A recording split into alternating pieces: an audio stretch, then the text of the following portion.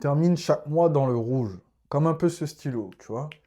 Lui, de base, il est rouge, mais toi, c'est ton compte en banque qui finit dans le rouge. Dans cette vidéo, je vais t'expliquer comment sortir dans le rouge étape par étape. Pourquoi? Parce que moi, je l'ai vécu et j'étais dans cette boucle pendant un sacré bout de temps. Maintenant que j'ai trouvé la solution, j'aimerais bien la partager avec toi. Donc, regarde bien cette vidéo jusqu'à la fin pour obtenir absolument toutes les clés que je vais te donner ici. Si tu apprécies ce contenu, n'oublie pas de le liker et de t'abonner à ma chaîne, car je ne te le redemanderai pas durant cette vidéo. On est parti. Salaire, 2000 euros. Découvert actuel, on va dire qu'on a la moitié. Comme ça, on met la barre assez haut. Donc là, ça, c'est ce que la banque t'autorise. Un cas en moins. Imaginons que maintenant, dans ta situation, du coup, tu es vraiment à moins un cas. Donc là, on reprend les bases. Il faut que tu fasses un budget. Et pour l'instant, je veux que tu oublies ça. D'accord? Donc là, je vais le barrer, mais on le garde en tête. OK? Mais c'est juste pour que, temporairement, là, pendant que je t'explique ça, tu oublies. OK. Facture perso, dépenses fixes, dépenses variables, goals. Là, ton goal numéro 1 est de sortir du découvert. Ton goal numéro 2, une fois que tu es sorti du découvert, ton goal numéro 2 est de contrôler tes finances complètement. Donc quand je dis contrôler, c'est que tu n'aies plus de stress financier. Tu sais comment ça se passe, là, ça y est, tu as un rythme, tu as un cadre. Là, ici, on va dire que tu es en CDI, ok? Comme ça, c'est simple. Ok, on prend un cas simple pour que tu comprennes ça simplement, et après, tu pourras l'adapter à ta situation. Pour ceux qui sont en intérim, si vous voulez une explication, n'hésitez pas à me le dire en commentaire. Je ferai une situation spécifique pour vous parce que vos revenus ne sont pas les mêmes. Ils sont beaucoup plus fluctuants qu'un CDI. Donc toi, tu es CDI, ça peut arriver que tu touches un peu plus, mais on va garder la base des 2000 euros. Ok? On va dire en moyenne, tu touches 2000 euros flat. En numéro 3, du coup, tu veux commencer à avoir du patrimoine. Donc pour l'instant, on ne parle pas encore de quel type de patrimoine. Ça peut être du patrimoine boursier, immobilier ou terrien. OK? Ta facture fixe doit représenter au minima, de nos jours, barème minimal sur le mois, 20% de ce que tu gagnes. Je sais que c'est beaucoup, parce que là, ça représente 400 euros, mais c'est le minimum.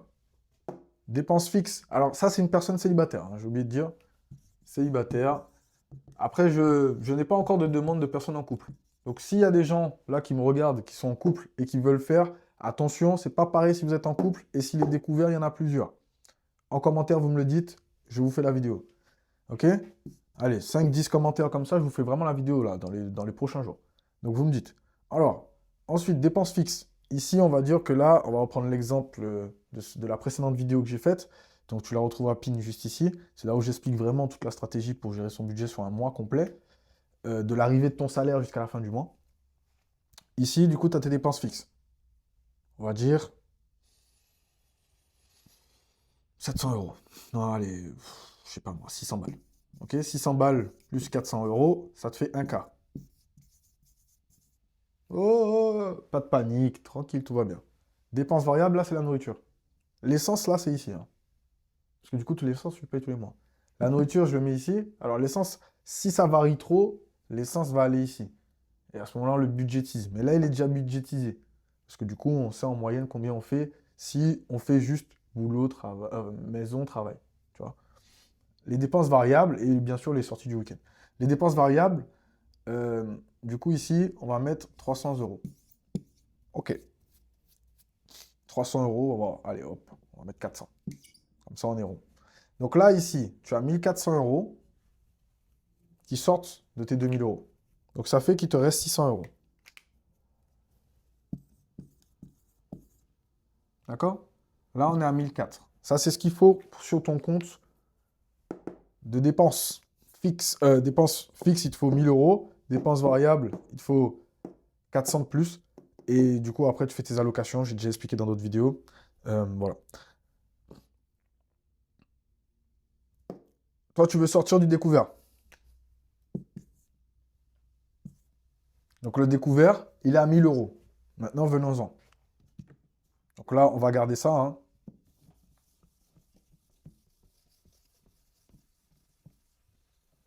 je vais te mettre d'un côté pour que tu te rappelles. Ici, 1, ça c'est le goals, hein. Ici en 1, on a sorti, découvert. Numéro 2, c'est contrôle complet, hein. Tolérance zéro, hein, le contrôle des finances. Contrôle FI. Financier. OK. Et numéro 3, on a dit patrimonial. Donc patrimoine.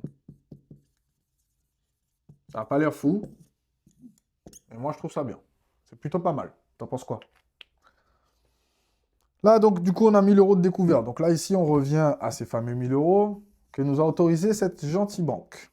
Donc, moins 1000 autorisé. Bien. Ici, on ne va pas parler des règles, mais plutôt de la manière dont tu vas faire pour régulariser ton découvert.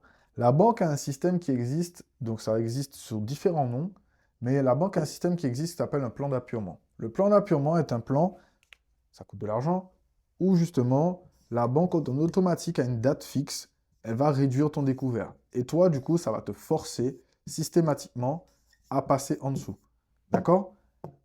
Donc pendant un mois, tu es à moins 1000, le mois d'après, tu es à 900, le mois d'après, voilà. Si c'est tous les 10 du mois, ben chaque 10 du mois, tu auras ça.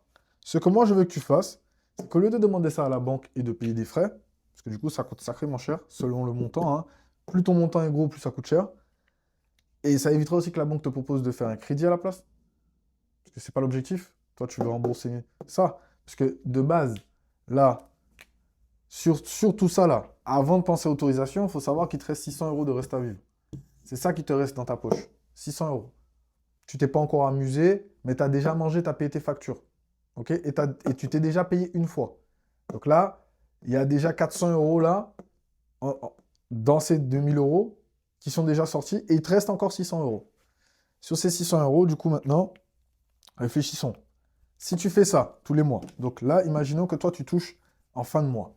OK? Tu as moins 1000 euros, tu touches en fin de mois. Tu suis ton process normal pour mettre tes allocations.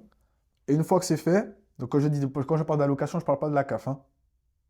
Je ne parle pas de la CAF, hein. Quand je parle des allocations, je parle de où est-ce que tu envoies ton argent. Entre les factures, variables, fixes, l'épargne, les investissements. Voilà. On parle de ces genres d'allocations-là. OK? Attention, si tu as pensé à la CAF, là, le mindset est broqué. Ensuite, moins 1000 euros. Donc là, tu arrives, tu pars de 1000. OK? Ton salaire arrive 2K. OK? Là, automatiquement. Attends, on la refait, on la refait. On la refait, je te la refais, je te la refais. Donc là, ton salaire arrive. Il est à 2K. Toi, tu as 1000 euros de découvert. Et ici, toi, du coup, tu veux rembourser 1000 euros. Sauf que pour l'instant, tu n'as rien remboursé. Donc, tu es à 1000 plein gaz. Ici, on va faire un reverse. Ce reverse fait que, ici, toi, ton 0, il sera ici. Le 1000 aide mémorielle. Et à partir de là, on compte. Donc là, disons que comme on est ici, là, on est en quoi? On est en avril. Avril, tu me suis, tu reçois tes 2000 euros. Tu es à moins 1000 ici. D'accord? Ça, c'est les mêmes moins 1000 ici que ici. C'est la même chose. OK? Sauf que là, ça va te donner tes paliers. Palier numéro 1, donc tu peux faire du 200 comme du 100. Donc là, 200.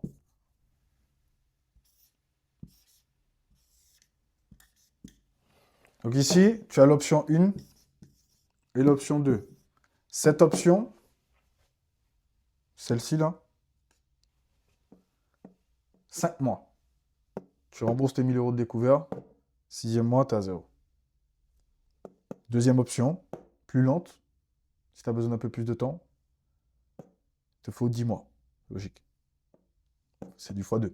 OK? Donc là, ici, imaginons que tu choisisses l'option à 200. Donc, de ces 600 là, on va déduire 200 et on va échelonner.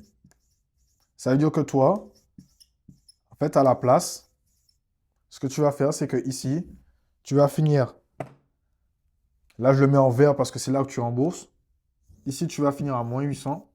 Ici, tu vas finir à moins 600. Ici, tu vas finir à moins 400. Et ici, tu vas finir à moins 200.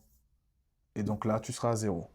Et à ce moment-là, la banque verra que tu as fait ça, progressivement, petit à petit. Ne t'inquiète pas qu'il le voit très bien, ça. Donc, à la banque, petit tips que je te donne, tu as une note. D'accord? Une note ou une couleur. Ou une lettre, ça dépend. Cette note, c'est l'appréciation de ta gestion financière, de comment tu fonctionnes, comment tes actifs rentrent et sortent, qu'est-ce que tu possèdes aussi à la banque ou qu'est-ce qu'ils savent que tu possèdes. Ce n'est pas dans le but de te traquer, mais aussi dans le but de voir en fait quel type de personne tu es, afin de te segmenter, mais aussi de savoir en fait si tu es un client avec un potentiel et une éducation financière ou non. Et de l'autre côté, tu as aussi ça chez d'autres types de choses, hein. Là où tu achètes tes courses, c'est pareil, hein. Si du moment où tu crées un compte et que tu payes après en ligne, ils voient tes comportements, ce que tu achètes le plus et le moins. Donc eux, ils savent à peu près comment te parler après. Bien. Donc là, tu vois, donc là, avril, mai, juin, juillet. Août, il n'y a plus de découvert. Et du coup, donc là, ça te permet à toi de sortir du découvert. Donc là, on a répondu à la mission numéro 1. La mission numéro 2, maintenant, est de prendre le contrôle de tes finances. En ayant fait ça, je t'invite à regarder ma vidéo précédente, là. Donc, je te la repine juste ici. Tu regardes cette vidéo qui va t'expliquer réellement comment gérer ton budget tous les mois. Si tu as besoin d'en savoir plus ou que tu as besoin de commentaires complémentaires par rapport à ta propre situation, n'hésite pas à me contacter sur Instagram, Jordan Kaizen IG. Ensuite, pour prendre le contrôle de tes finances, c'est très simple. Donc, il y a cette vidéo. Mais là, on va parler directement du patrimoine. Parce que là, du coup, pendant plusieurs mois, toi, tu seras avec 400 euros de reste à vivre. OK? Il faut se le dire, on n'a pas tous le même mindset. Donc, c'est pas tout le monde qui va se dire, moi, je sors pas, pendant ce temps-là, du coup, je fais rien et tout. Et en plus, tu as bien vu, je t'ai dit, là, regarde. Mai, juin, juillet. Ça veut dire là, il y a de plus en plus de soleil qui arrive. Donc, psychologiquement, tu as plus envie de sortir, plus envie de faire des trucs. Ça, il faut le prévoir. Donc là, ces 400 euros là, tu peux flex ce temps-là et de juste te concentrer là-dessus. Mais par contre, si tu veux quand même te concentrer sur ton patrimoine et que par exemple, tu veux faire du patrimoine immobilier ou boursier, je peux te donner un exemple. Là, ça peut être juste que tu capitalises. Donc par exemple, pour le boursier et le IMO, voilà. Donc pour ceux qui aiment l'immobilier, en bourse, donc vous pouvez faire l'immobilier et la bourse en même temps, ça s'appelle des REIT ou des SCPI. Donc REIT, c'est pour les Américains. Les SCPI, c'est pour la France. Donc je ne vais pas rentrer dans les détails parce que là, je t'explique juste comment rembourser ton découvert. Mais là, c'est juste pour répondre à ton côté patrimonial. Sinon, du coup, tu capitalises. Donc ça veut dire que tu mets des fonds à disposition pour justement, donc avec très peu de risques, pour justement que ça te rapporte afin de pouvoir justement par la suite investir dans l'immobilier dans le dur. Le boursier, du coup, ben, tu peux prendre 100 euros ici, d'accord, et les investir, tout simplement.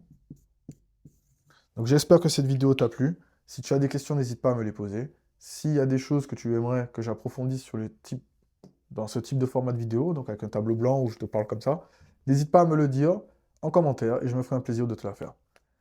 C'était Jordan Kaizen. Tu peux me suivre encore avec cette vidéo ou t'abonner juste ici.